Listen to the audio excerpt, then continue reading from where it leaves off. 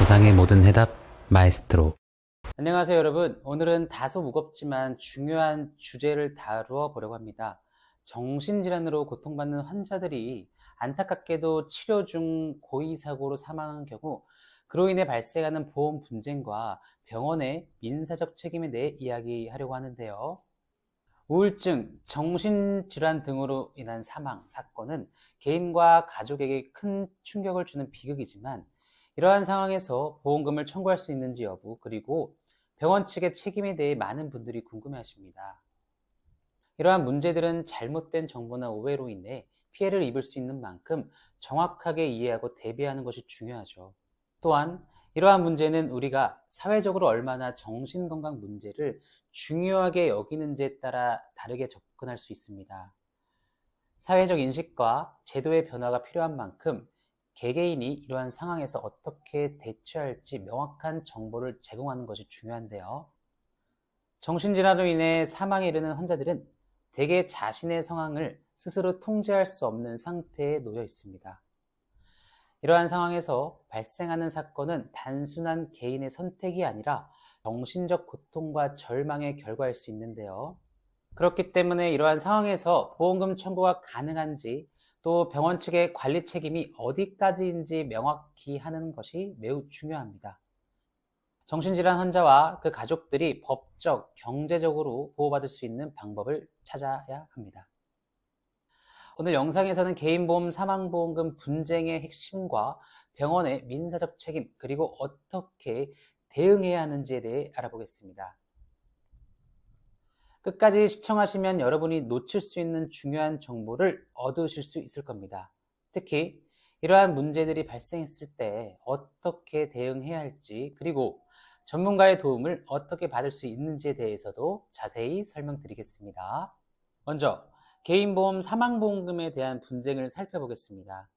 우울증, 정신질환, 심신상실 등이 심각해져 정신병원에 입원하여 정신과적 치료를 받던 중 추락사고, 목매사고로 사망하는 경우가 있는데요.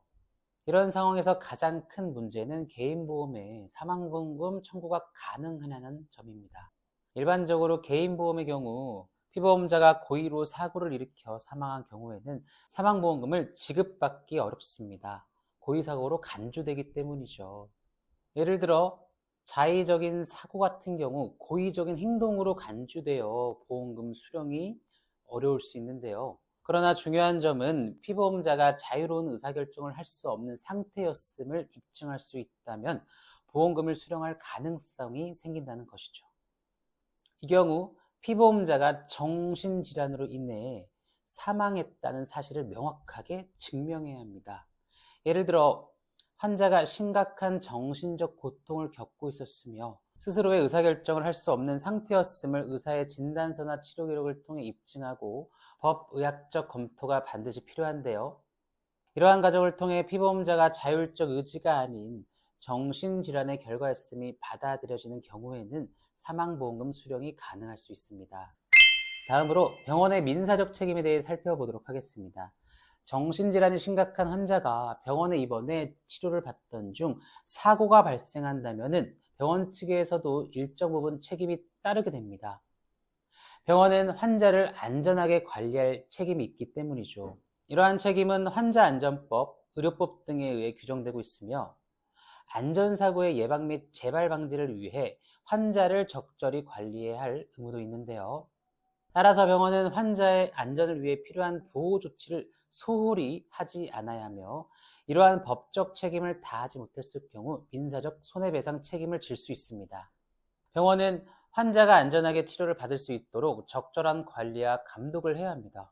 만약 병원에 과실로 인해 환자를 방치하거나 안전조치를 소홀히 했다면 그로 인해 사망사고로 이었을 경우 그 과실의 부분만큼 손해배상 책임을 져야 합니다.